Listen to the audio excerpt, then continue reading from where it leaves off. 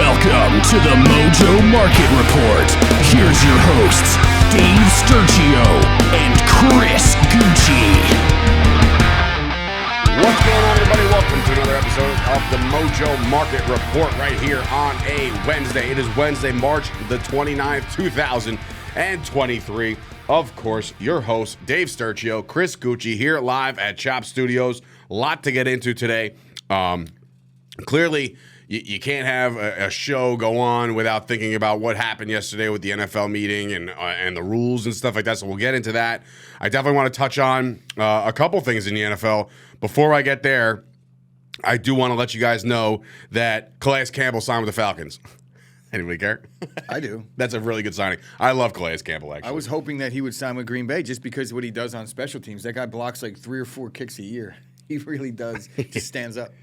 So there has been a couple things to go with the NFL, the rules and the regulations. One of the things that broke yesterday was that the NFL approved players to wear the number 0 now. Now, I know this isn't like crazy breaking news, but from an aesthetic point of view, some people are pumped about it. I know Calvin Ridley was the first one to jump all over this, or at least the Jaguars were like, well, let's give the brand new guy a brand new number and a brand new start, and 0 now represents his FanDuel balance.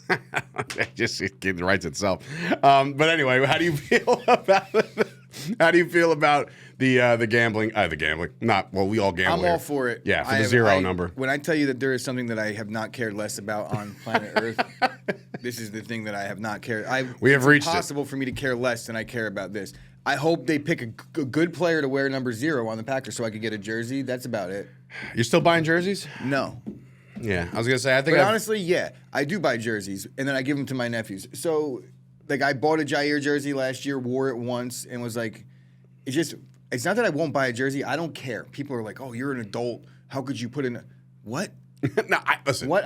I haven't bought a jersey in a very long time. I've been gifted jerseys, and I've been like, all right, thank you. Wear it once, and then you feel like... The problem with jerseys is I refuse to buy them anywhere but these crazy websites where you get them for like $40 each. Right. And then I'll be like, oh, I'm a medium.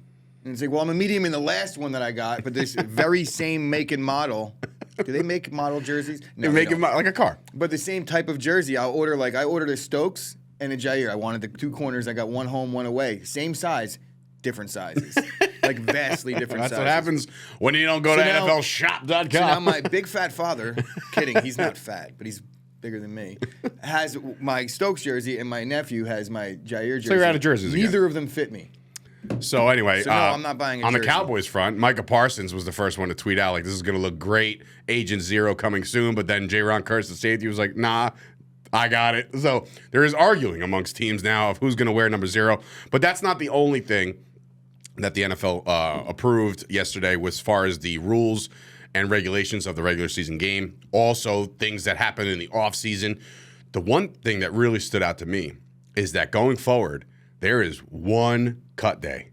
One. So no more like 90 to 75 and then 75 to 53. At the end of August, I believe 29th, rosters will go to like 90 to 53. They're going to be cutting like 37 guys in one swoop, dude. That, to me, that's going to make the waiver wire go absolutely bonkers. That's going to have guys like the XFL watching because they're going to be cut at the last minute. I don't know how much I like that. That's a rough thing, dude. I think it's a rough transition. Imagine but here's the thing. This is what's going to get, because I guess they went down in preseason games, those guys getting cut without having a real opportunity to show out. So now nobody gets cut until the preseason is basically over. Well, what I think is as they go through a couple preseason games, they start to realize, like, well, this guy's not going to work out. So they cut him so they don't have to even worry about clogging up the roster and putting guys in that they know aren't going to make the team anyway. But maybe this also gives them helps. The opportunity to make the team? Well, not even that. That, yeah, sure. Not like crazy, but like I think this actually helps squads like kind of throw guys out there more at the end. Like, we're going to cut this guy, but we're going to trot him out there today because we don't want to trot out wide receiver 3 because he might pull a hammy. So, like, it's almost as if, like, they're sacrificial lambs. I wouldn't care then. If that was the case, then I'm not cut. Do teams have to cut down? Yeah, they had to cut down. It's one cut down, yeah.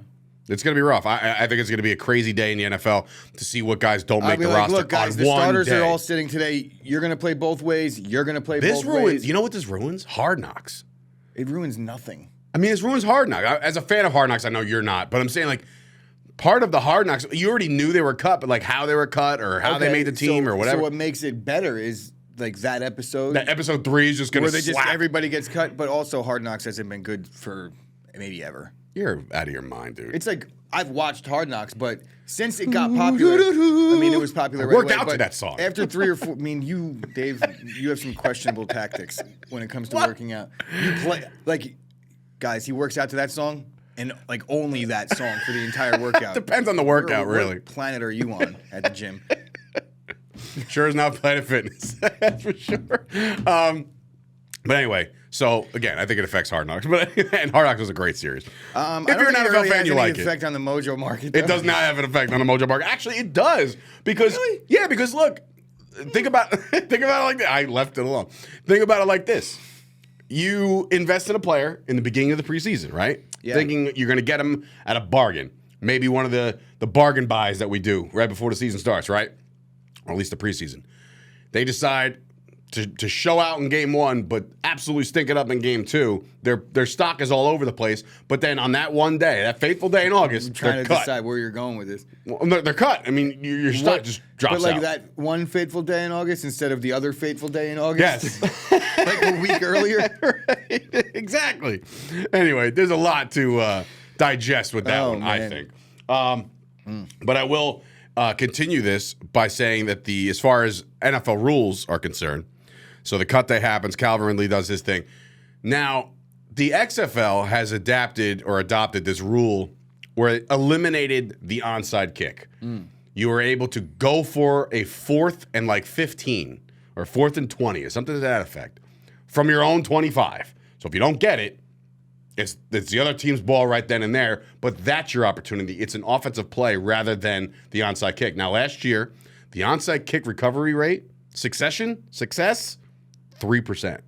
So nobody's recovering onside kicks. I hate to break it to people, but look, that should be what it is. If you're down with a minute or 13 seconds to go, like really, like why should you have more than a 3% chance to win the game? You know, like you played up to that point. Not win the game, but I did the opportunity to win the game. What this does is it puts the responsibility off the kicker's foot and into your Pro Bowl quarterback or whoever he is, his hands to make one big play on 4th and 20. Yeah, but it also, what it does is it takes away like the body of work for an entire game that a defense did, and all of a sudden they got to go back out on the field after being on the field for the like I don't know, man. I don't like that at all. Well, they're tabling it for now. They'll rediscuss that in May. They have not table with that. They have not adopted that. Are you kidding me, bro? Like onside kick is a part of the game. If you want to talk about, I don't care about tradition and things like that. I really don't. If it fixes the game, I'm all for it. I don't know that this fixes anything. It's just, it makes it maybe a little more exciting in that moment, but I think what it does is it makes the outcome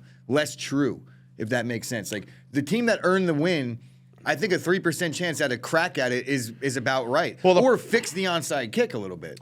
They tried that already. They tried to fix the onside kick by not letting them take off and go guess what? Murder the guy in front of you. That ruined it. No, that was what it was the entire time. But that ruined the onside kick. It did. Because now it's 3%. So, in fact, just go back to that and we'll be okay. Oh, well, player safety. Speaking of player safety, guess what, ladies and gentlemen? Now teams, according to yesterday's meeting. But they're talking about in the same conversation flexing Thursday games and shit like that. So, I tried to segue and Chris picked it off and took it to the house. Player safety. Well, here's what is societal rant. Here's what's being proposed now. Safety. The player safety has always been a big thing. One of the rules they put out there was that all positions besides quarterback, receiver, kickers, and punters have to wear those protective shells the entire training camp and practice. Those new shells, fine. And concussions they're going to put on the end zones this year too, just to make believe they actually give a crap. That's how they ended the other thing. They put there's a big sign in the end zone. No, but on the real. As far as where I was going with that they one. won't pay $1 to like James Farrier. Who's the guy on the Farrier? What about him? Is he the Steelers guy that got hurt? No, Shazier. Shazier. Yeah. Like he can't get paid. can't get his medical bills paid or anything like that. Like the Steelers are doing it. It's but a tough. The it's a tough NFL's not. situation. You understand what I'm saying? No, Like, listen. give me a break. The NFL is Here, preaching, wear this helmet. preaching player safety. They want to not only the flexing of Thursday night games has been tabled till May. What has not been tabled is by Roger Goodell saying yesterday that now NFL teams when the schedule comes out, everybody sees which Thursday they'll play. Right now, there's the ability for teams to be scheduled to play multiple Thursday night football games throughout the course of the year, meaning somebody out there is going to get 2 short weeks rather than 1. So I think, again, player safety, my arse. You know what I mean? Like you're not preaching that to me. You're not selling that to me. That's not a thing, right? I'm over that. The hip drop tackle is being tabled till May again. They're going to talk about that again. That's the hip drop that took out Tony Pollard. It's kind of like, if you don't know what it is, it's kind of like when you wrap around somebody injury. and you just kind of... It's basically like a variation of the horse collar. It is, because you could put your whole body weight on somebody's lower extremities. Look, the hip drop tackle belongs, I think. Try and tackle Nick Chubb. The hell are you going to do? Well, I don't know. You know what I mean? Like you have to... The only way you could tackle guys now is if you weren't taught to hip drop tackle. Wait, say that again? You were taught to tackle. Like no, you were taught to bring the guy to the ground. You hit him, you get in position, but guess what? Some of these guys are out there working hard in the offseason, right? So you could square them up and line up a nice shot, but they have the ball, so they have the advantage. That's first and foremost. So you get a nice shot, you wrap him up, and all of a sudden he's not down. What do? Let him go? Let go of him? I guess not. Like, or do you try and get him to the ground? This is all instinctive things. Like, you want a guy that's in the heat of... It's like saying to a wrestler, you can't shoot double legs anymore. To me, it's crazy what we're actually talking about when it comes to that. And there was another rule that they didn't enforce ever, where they talked about you can't lower your crown of your helmet if you're a running back. I've seen that call once. Guess who it was against? I've seen it called once, Dave. Don't make this about... Zeke. They got penalized. Zeke got penalized for that. I saw it called on Adrian Peterson, and I said, well, I've been waiting for that. Adrian Peterson would have zero. He would have 0 rushing yards in his career. The one thing... If that was a rule, he would have 0 rushing yards. Just not a Hall of Fame career. Violence. 0.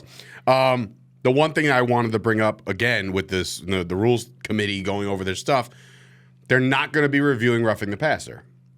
Roughing the passer last year was one of the most talked about things every year in the NFL, but specifically last year, where guys were like, oh, the body weight or this or went too high or went too low. It's like you can't touch the quarterback anymore, and that's why these guys are going to have 20-year careers like Brady. Brady just weathered the storm. But like these guys like Mahomes and stuff, these guys will be playing forever because they can't be touched. Eventually you will see like a sonar or something, like a flag or something where they're just not being touched at all. But I digress with that. So if you want to raise your son or daughter to be a football player, be a quarterback because it's fine. You'll be fine. But yeah, anyway, no roughing the passer stuff there. Other stuff that went down yesterday in the NFL, the owners' meetings, they did talk to, I believe, the GM and the upper staff of the Saints. We found out that Michael Thomas, believe it or not, is not 100% still. This guy on this show said it early on when we were waiting for Thomas to come back. Can't guard Mike, one of the best receivers in football. You said boldly, he'll never play again. You stand by that? I mean, he might line up a couple times, but he's never going to have an effective down in the His NFL stock again, is down 63% over the last 2 years, man. The writing's ship been on has the wall sailed, for a bro. while. It's like they can't figure out a calf and an ankle. It's not been anything really all that serious from what my understanding is.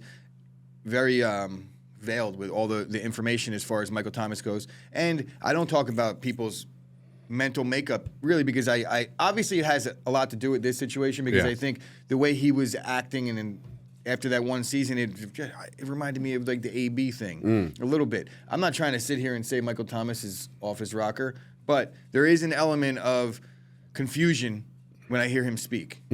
That's all I'll say. So an element of confusion. it's a nice way to put it because we really don't know, and I'm not a doctor, and we just play him on TV. The Falcons came out and said that Desmond Ridder is QB1. That helps his stock. That helps his chances of being backed up by the front office. So now all of a sudden you're looking at that situation as they are now out on Lamar Jackson. There's no shot. I mean, they already said it once. This is doubling it down. I look at Lamar Jackson. That's sweepstakes, I guess you can call it. I'm looking at the Colts, the Patriots, And back to the Ravens. I don't see The Raven. another market. My prediction is Ravens are no team next year. I don't think Lamar is playing for another team next year. No way. The price tag is too high. The Ravens they can't all of a sudden come off of it a little bit and say, we're going to go forward with who? I mean, he was a Pro Bowler last year, so I guess you can make You and me were Pro Bowlers last year. You know what I'm saying? Like the Jordan Pro Bowl Love is a Pro Bowler next The Pro year. Bowl is a joke. But anyway, with this guy, man, Although I also went through the quarterbacks in the league yesterday that I would trade Jordan Love for. How many do you think there are that I would? There's only one in the NFC, and it's Jalen Hurts, and it's definite for now. But it's definite for now. But you can make the case that Jordan Love and Jalen Hurts 18 games ago. Jalen Hurts in the NFC. Should be Dak Prescott. Yeah, right. So Jordan Love. You would probably trade Dak for Jordan Love in a I vacuum. would not trade Dak Prescott. Stop in it. a vacuum. No vacuums. Turn your vacuum off. If you were, vacuums. if you were just a Giants fan, we'll say, and had no skin in the Cowboys game, you like that? You're a Giants fan in this scenario. You would definitely be like, yeah, I would do that based on the other elements of things here. I would not do at it. the very least, Jordan Wouldn't do Love it. is Dak. Can't do it. Won't do it. Anyway, so fine. Jalen Hurts in the NFC. Mahomes. Burrow. Justin Herbert. Trevor Lawrence. Debatable. Yes, I would. And Right now. Is there another one? Don't tell me who. Is there another one? This is one that I'm going to say yes to now, but I'm like, I don't want to do it. And he's like, people are going to bug out. Russell Wilson? No, Josh Allen. Oh, wow. Sorry, Josh. I'm sorry, Josh. We're on like, first name basis. I honestly, like, it's like, I would do that trade. There was a because little bit how of could you not- a regression last year, so people were kind of and I just feel like there's going to continue to be that. Yeah, I it's don't hard know. to say. I don't know. It's hard I mean, to like, say. I just there was a lot of big important picks. You got a lot. You know what's funny? I read an article today on the ESPN that they have. It's literally front and center, I believe. Yeah, here it is. Where does it say? Yeah, no, it's gone. I just have to go to NFL. Yeah, go to the NFL because it's got to be one of the. Where the hell Are you is it? about to say I'm very confident in Jordan Love? Yeah, no. Oh, here we go. LaFleur. LaFleur say transition to Jordan Love will be a progression that they should temper their expectations, so they shouldn't go absolutely ham on thinking that Jordan Love is the next coming of Brett Favre or Aaron Rodgers for that matter. So everybody just pump the brakes. We've seen him play two games. I do not. Let's not get nuts. I do not expect him to come in and light up the world. Never know. Fully, but I do expect him to be successful, and that's what I want to hear my coach. He's going to be the best. You know. No, we have all the confidence in the world that he's going to pick up. Just think about the conversations that have been happening the last 3 or 4 years with LaFleur and Jordan Love. Like, they're in the meetings, and, like, Rodgers comes in because he just, and then as soon as he leaves, it's like, hey. You're the guy. You know it's going to be us. You're the guy. Like, it's you gonna and me, be buddy. us. You and me. That's been happening. We're all the way to the end. These two are going to like Thelma win and Super Louise Bowls in a together car and here, drive bro. right off the Let's do cliff. it. Let's do it. Anyway. I know that you're confident that Love is going to be good. I think you feel good about it. I don't listen in my lifetime. Wait until fantasy but draft hear me season out. comes and everyone's like, "Oh, Jordan Love's going to be that." In my guy. lifetime, non-Packer fan, I've never seen a bad starting quarterback out of the Packers organization. So that's my lifetime. Brett Favre, Aaron Rodgers. That's all I got to see. When you throw in the whatever the backups for like, however long, you don't count those It's very guys. similar to how things went in the MySpace days when Aaron Rodgers was taking over for Brett Favre. And, MySpace days. and people were, it's the expectations weren't there. The Packers went 6-10, and everybody was like, it's not gonna. But look what happened. Hall of Famer, 3 years. We've talked about this time and time again. I'm very confident. I don't think he's gonna be a Hall of Famer. I'm not gonna say that out of the gate, but I do think he's gonna make some Pro Bowls early. But Pro Bowls don't matter anymore. They're voted on by I meant you all, and me in all pro. mom's basement No, he's with not gonna Cheeto make all dust pro. on our chest. We'll see. Anyway, one more thing about the NFL before we get off and go to the NBA. The Washington Commanders were offered their asking price 2 times over. Daniel Snyder wants $6 billion. He got offered it once by a group with Magic Johnson and another group from Canada. Regardless, he got his asking price, so let's see if that actually plays out.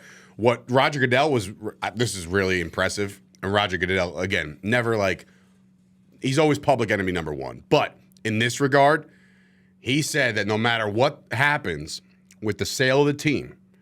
So if Daniel Snyder says, you know what, the hell with it, you asked me, I got what I asked for, here's the papers, you now own them, I'm out, goodbye, going to Punta Cana, right, and he's trying to leave, they're still going to release everything that happened no matter what.